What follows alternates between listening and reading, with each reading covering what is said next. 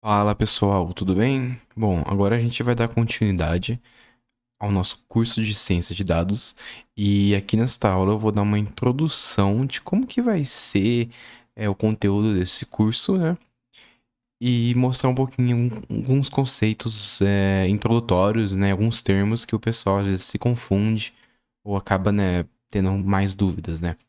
Então, aqui tá um pouquinho de como que vai ser a estrutura desse curso. Eu ainda estou em construção lá, ao final dele, né? Mas assim, vai ser um curso bem longo. Provavelmente a gente vai ficar aí boa parte dos primeiros meses do ano construindo esse curso junto, né? Mas a ideia vai ser a gente primeiro ter uma introdução dos conceitos básicos, né? E aí eu vou mostrar um pouquinho de programação em Python, um pouquinho do ambiente de programação que a gente vai utilizar. Depois a gente vai ter um pouquinho de estatística, né? E algumas funções matemáticas que são extremamente importantes para a ciência de dados. E aí a gente vai entrar em conceitos de ambientes Big Data, né? Então, entender um pouquinho de processamento, né? Como que a gente pode usar o SQL e assim por diante. E depois a gente começa a entrar, né? De fato, em aprendizado supervisionado, não supervisionado, né? E evoluindo ao longo do tempo, né? Então, vai ser um conteúdo bem denso, né? Com bastante informação. E depois a gente vai ter também redes neurais, né? Aprendizado profundo, um pouquinho de visão computacional, processamento de linguagem. E aí a gente entra também um pouquinho nos modelos que a gente tem recentemente, né? As LLMs, né? Os grandes modelos de linguagens que são utilizados hoje em dia como ChatGPT e assim por diante. Então o objetivo desse curso vai ser entender um problema que vocês têm que resolver, um problema de negócio, um problema de pesquisa, transformá-lo num problema de aprendizado de máquina e utilizar técnicas, né, de machine learning para resolver o seu problema. Então, cada aula teórica a gente vai ter um conteúdo prático de programação e eu quero formar uma base muito boa para que vocês consigam ter projetos reais e aí vocês possam construir o seu portfólio de dados, por exemplo. Todo o conteúdo, como eu disse, já vai ser transformado em um livro open source lá no GitHub. Todo mundo vai poder atualizar se quiser, todo mundo vai poder propor sugestões e melhorias. O livro será em inglês, então vai ser uma boa oportunidade de vocês melhorarem o conhecimento da técnico, né, da língua inglesa. Também vai ser uma oportunidade para mim melhorar, né? Conseguir escrever de uma melhor forma, né? E depois disso, todo o material de slides também será disponibilizado, mas serão em português. Então vocês sempre vão ter uma base além dos vídeos, né, em português. Então o livro vai ser mais para vocês, né, irem se adequando aos termos, né? E, como eu disse, né, a gente vai ter diversos projetos. E aqui eu vou mostrar um pouquinho de algum desses projetos, né? Provavelmente a gente vai ter mais projetos, talvez eu mude um ou outro, mas só para ter um pouco de contexto, a gente vai ter, né, projetos clássicos aí, né, que todo mundo acaba utilizando. Por exemplo, um problema de regressão para fazer a predição de preço de imóveis, problema de classificação, né, então classificar são de flores, né, fazer detecção e classificação de objetos. Então aqui é minha área de pesquisa, né, então quando a gente chegar na parte de visão computacional, a gente vai ter bastante coisa para elaborar. Reconhecimento de dígitos, né, fazer clusterização de música, né? Então, identificar aí padrões musicais, né? Fazer técnicas de aprendizado não supervisionado, segmentação de clientes, né? Análise de sentimentos, né? E posteriormente a gente pode fazer também uma IA jogando algum jogo, a gente pode fazer uma construção desse tipo e também criar o seu próprio chat GPT, vamos assim dizer. Então, todos esses temas serão abordados, né, com uma base teórica boa, muito bem construída, mas terão uma base prática também muito forte. Então, eu quero que vocês saiam daqui desse curso tendo conhecimento bem amplo, assim, bem simples também, né? Vocês não precisam também se tornar especialistas em cada um desses temas. Então, aqui está um exemplo, né, dos projetos e as principais tecnologias que a gente vai acabar utilizando, né? Então, vai ser o Python, Pandas, né? NumPy, um SQL. A gente depois, quando entrar em redes neurais, a gente vai provavelmente focar mais em PyTorch, né? Machine Learning mais clássico vai ser o sklearn. E ferramentas de visualização, né? Como o Matplotlib, o Seaborn e assim por diante. Talvez eu consiga um recurso e aí a gente consegue também até utilizar um pouquinho de noções de cloud da AWS dentro do curso. E o público-alvo, na verdade, são cientistas de dados, né? Ou quem quer se tornar cientista de dados, mas também engenheiro de dados, analista de dados, qualquer pessoa da área de ciência exata, estatística, ou quem quer migrar para a carreira de dados, ou quem trabalha com análise de dados. Todo mundo aqui vai ser atendido e valorizado. Então, o perfil de público é bem aberto. Vocês só precisam gostar de resolver problemas com dados. Esse é o pré-requisito. E aqui também eu recomendo, né? Quem quiser também se especializar, um mestrado, um MBA, eles são muito bem vistos na nossa área. Então vai ter um pré-requisito assim que eu acho que talvez é importante, que eu vou abordar nas nossas próximas aulas, mas se você já souber, melhor. Então, se você souber programação de alguma linguagem, não precisa ser Python, já vai ajudar. Ter um pouquinho de noção de cálculo, de álgebra linear, também vai ajudar. E o inglês técnico.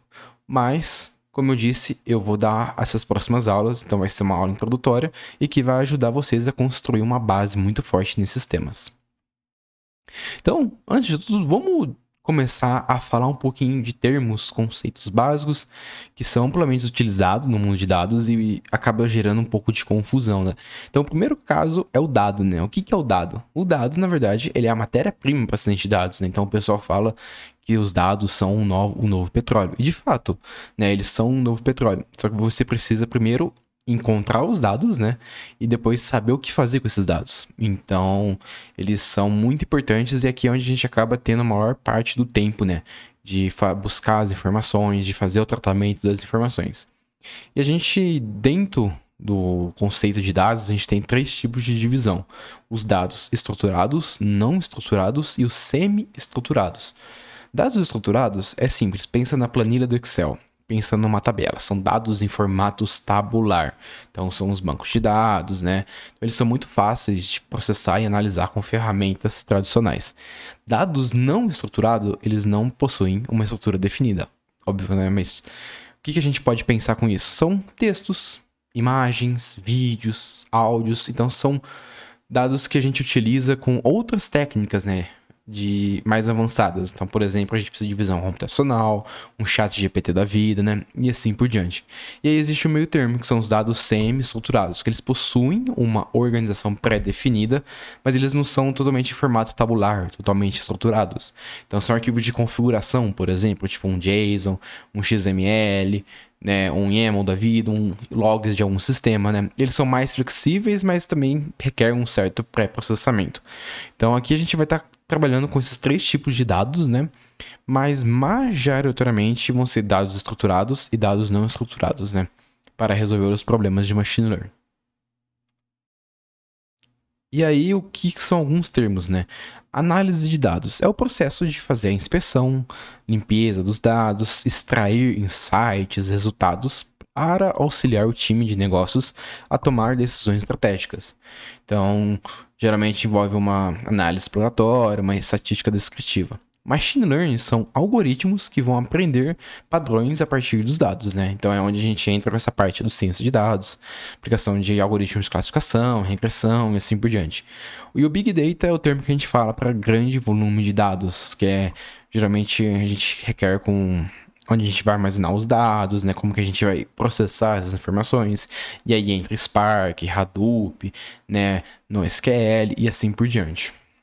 E aí surgem as carreiras de dados, né? Então, lá fora, e até algumas empresas aqui no Brasil, a gente tem uma divisão maior, outros conceitos, né? Mais carreiras, mais especialistas.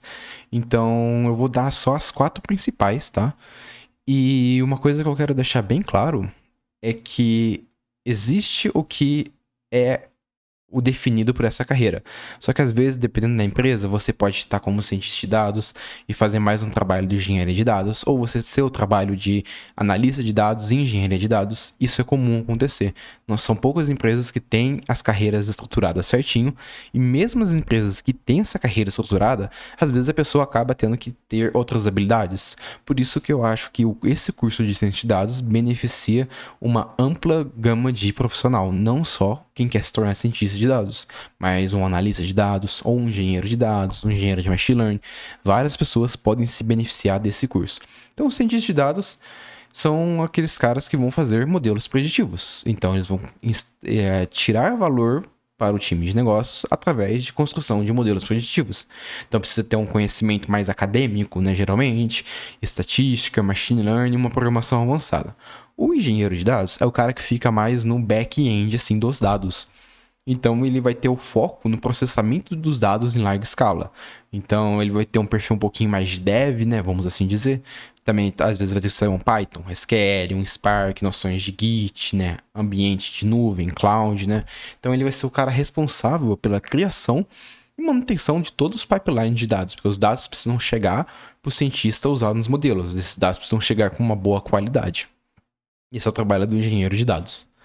E aí, quando acontece, né, de uma tabela ficar fora do ar, um dado chegou errado, é um engenheiro de dados que vai resolver, né? Geralmente. Então, pode ser que existem algumas empresas esse perfil seja o mesmo perfil do cientista e do engenheiro de dados. Já o analista de dados, ele é mais perto do time de negócio. Então, ele vai ser responsável por transformar os dados em insights para tomar de decisão. E ele vai ser aquela pessoa que faz estudos ad hoc. Então, ele está mais dentro do negócio do que os outros cargos, mas aqui é extremamente importante. O mais importante para todos os cargos é saber o contexto de negócio que você está inserido e qual o problema você quer resolver. Isso é extremamente importante para a sua carreira e para o seu desenvolvimento. E aí um analista de dados, geralmente, ele acaba tendo um foco maior apenas em SQL, no Excel e em ferramentas de visualização, né? Então, Power BI, um Tableau, né? E assim por diante. E o engenheiro de Machine Learning, ele é o responsável por fazer a implementação dos modelos. Então, o cientista vai lá, desenvolve o modelo, faz o seu treinamento, e o engenheiro de Machine Learning coloca o modelo em produção. Sobe num ambiente da cloud, por exemplo, faz a escalabilidade desse modelo. Então, pensa assim, o cientista treinou um modelo de detecção de fraude, por exemplo, no cartão de crédito. O engenheiro de machine learning precisa produtizar esse modelo e ele precisa funcionar em tempo real, né? Precisa ser rápido, né? Então, é uma responsabilidade do engenheiro de machine learning. Então, aqui, o engenheiro de machine learning e o engenheiro de dados, eles têm esse perfil mais dev. Eles têm que dar mais de manutenção e desenvolver alguns pipelines, desenvolver códigos e assim por diante. E aqui ele também tem, né, Python, frameworks, ele precisa também ter. Ele não precisa saber a fundo os modelos de machine learning, mas ele precisa ter uma noção geral. E fazer todo o pipeline de dados, a noção de cloud, de Docker e assim por diante.